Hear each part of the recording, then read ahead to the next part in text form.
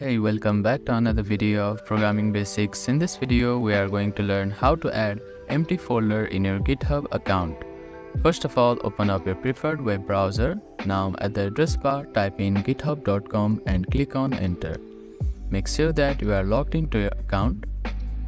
Now it should create a new repository here, or you can also make an empty folder on your existing repository. I'm going to make a new repository here. Now click on create a new repository button.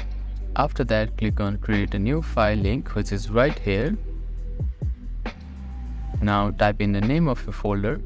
After that, make sure to enter \/ on your keyboard.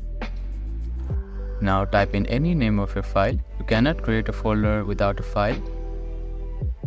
And click on commit changes button here. After that, again click on it. Now you can see that your folder has been created. Now to create the empty folder, you will need to delete this file here.